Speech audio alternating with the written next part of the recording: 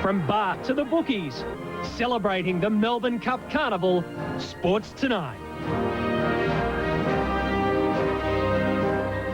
And we'll have all the Cup news shortly, including the final call on whether Tie the Knot will run on Tuesday. But let's start on a winning note. And Mark, Tie the Knot still expected to run in the Cup. Yes, Pete, all the latest after the break in the McKinnon Stakes at Flemington.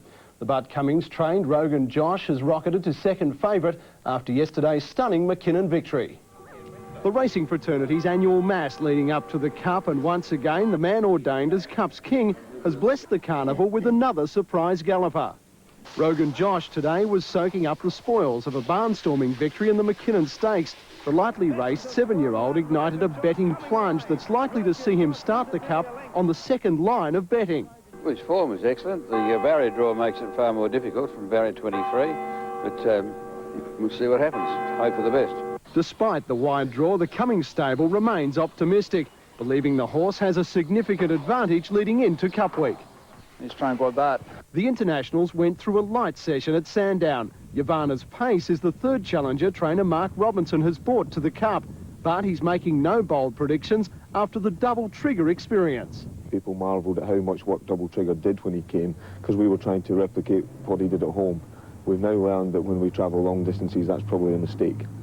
And the most important thing is to allow the horse to recover and just get him fresh again. A lack of zest in the McKinnon Stakes. Trainer Guy Walter believes blinkers for the first time will make a difference. We thought that perhaps that's a simple way of turning things around when we haven't got a lot of time on our hands.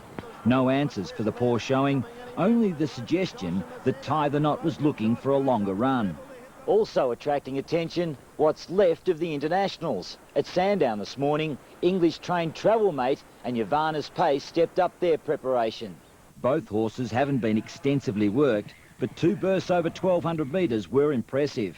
And the most important thing is to allow the horse to recover and just get him fresh again. He shouldn't try. The way we are training here is nothing like we would train a horse at home. And raring to step up, Central Park. He's untried over 2,400 metres, but the Godolphin stable hope he can hang in. So Tie the Knot starts from barrier 15, Sky Heights the inside running. Barrier 1.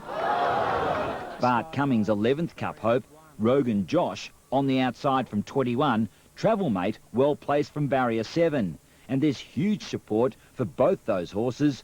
Tie the Knot could drift out to 10s. And the Cup's king was this morning called upon to bless all those involved in the hectic Spring Carnival week. Michael Roberts, National 9 News. Our Cup Week forecast with fine days ahead. Tuesday, but it should be mostly sunny for the Cup and 19 degrees.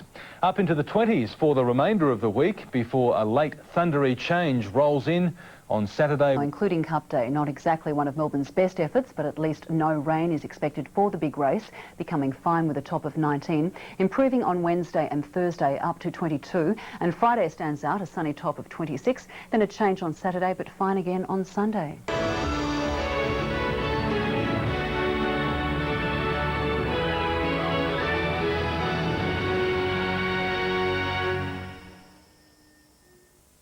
The remaining 3-pronged European attack on the Melbourne Cup is now safely ready to run. Got to be a big relief, but we've still got 2 days to go, so we've got the chance to get anything can happen yet, so we're not there yet. But while Travel Mate and Yavana's Pace worked impressively at Sandown this morning, it was a comment made in a Melbourne newspaper by trainer Colin Alderson which was stealing the attention. Alderson, who will saddle up Cup favourites Sky Heights, said the Europeans were B-graders and trainers would have to start sending their best horses if they hope to win the Cup. I think it was ill-timed for Colin to come out on the Saturday before the Melbourne Cup. There's no such thing as a B-grade performer of the 3 or 4 horses that we've got this year. The man responsible for gathering the international horses was scathing of Alderson's remarks. Especially when you've got the favourite, you've got enough pressure on yourself anyway without making ludicrous comments. English trainer Mark Johnston, a great supporter of the Cup, having sent Double Trigger, Grey Shot and now Yavana's Pace, hopes more European trainers will accept Alderson's challenge. A great thing for Australian racing if you could get foreigners here in larger numbers. You know, this is hardly an international invasion. Johnston is also the leading advocate for an international racing series in Dubai. And that has always seemed to me the logical halfway house. That's the ground where we can meet on equal terms. Sorry about that. Obviously, Paul Crawley's story didn't run. That was Jared Waitley's story on the issue of the international invaders in the Melbourne Cup. What we'll try and do is find out what happened to Paul. We'll get back to you and update you on the tie the knot situation. Mel Walden and Jennifer Hansen join a city salute to Melbourne Cup heroes past and present. All the build-up to the 139th running of the great race shortly. Cummings might be cool and collected. The band was helping whip the jockeys into a frenzy. The jockeys of the moment are both confident of their chances in tomorrow's big race. I'm feeling pretty confident and looking forward to the big race. It'll be great satisfaction. I won it back in '95 and it's a special feeling with 100,000 people there. It's a great atmosphere. It might be a few years since 82-year-old Scobie Breesley rode a winner, but his interest hasn't waned. Oh, no, my fancies are Sky Heights, I think, and Travel Man. Of organisers to guarantee a bumper Melbourne Cup. They say records are set to roll with the staging of the nation's richest horse race. A little touch-up on the corporate logos, a dust-off here and there, a final spray of the hallowed track, and fabulous Flemington is at her pristine best for the big one. The weather forecast is perfect. And hoping to avoid any more computer glitches, is making a plea to punters. It's a good idea to get your bets on early. In fact, all of the agencies will be open until at least 8 o'clock tonight. And Caulfield Cup winner Sky Heights will open favourite when Melbourne Cup betting resumes at Flemington tomorrow. Sky Heights was today back to win more than $600,000 at today's call of the card. Will start a clear-cut favourite in tomorrow's Melbourne Cup after being back to win more than $600,000 at today's call of the card. While Colin Alderson's 4-year-old attracted most of the money, not one serious bet was laid on former favourite Tie the Knot, who continues to drift in the betting.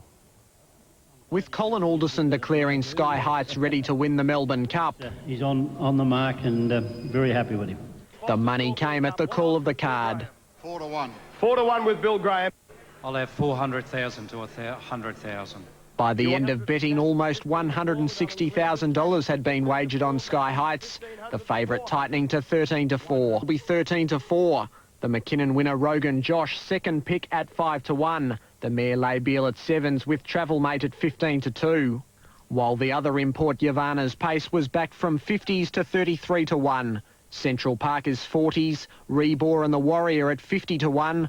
Lahar was specced in from 80s to 66 to 1, while Zabawan is the despised outsider at 150 to 1. The Cup's king will do just that with the 7-year-old Rogan Josh. There are few constants in sport. JB Cummings and the Melbourne Cup is one. Some men are born to greatness, others earn it. Bart's place in our sporting folklore is symbolised by his insatiable collection of the famous gold mug with the 3 handles. 10 of them, to be precise. Is winning 10 Melbourne Cups your greatest achievement? Well, it came in handy. I don't know about the greatest, but it keeps the wolf from the door. For Darren Beatman, Bart Cummings has got his 10th Melbourne Cup. Saintly's going to win the Melbourne Cup for Darren Beatman and Bart Cummings. Saintly first. When you breed a horse and train it and part own it, you're getting the lot. That's the works. That's the ultimate. Another old gold mug.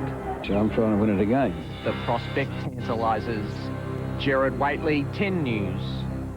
Bart at his best, and Jared is out to atone for an ordinary tipping performance on Derby Day. In the big one, he likes number 3, Sky Heights. Range of 11 to 19 degrees, so it won't be too hot and it won't be too cold out here. It'll be fantastic. And today, Oaks Day, when around 85,000 racegoers are... Cup Day edition of 10 News, live from Flemington. Enjoy the day. Good luck. Take care. Good night.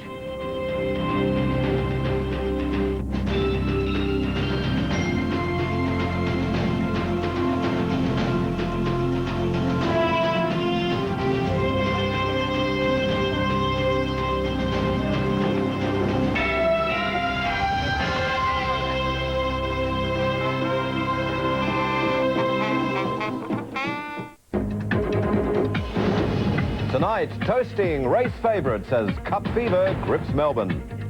Is in readiness for tomorrow's 139th running of the Melbourne Cup. Punters Australia-wide set to splurge almost $100 million on the great race alone. More than 100,000 people are expected at Flemington, and today Peter Mitchell joined the passing parade as we begin our build-up to the first Tuesday in November. The Parade of Champions gave some of racing's big names an early taste of what they can expect at Flemington. A record Cup Eve crowd lined Swanston and Burke Streets to cheer those who've provided some of the Cup's biggest moments. None more so than the King himself, trainer Bart Cummings, with 3 runners tomorrow gunning for Cup number 11. New computer will cope with the deluge. And what's Cup Eve without a warning from police? Everybody wants to enjoy themselves, so I expect people to drink in moderation.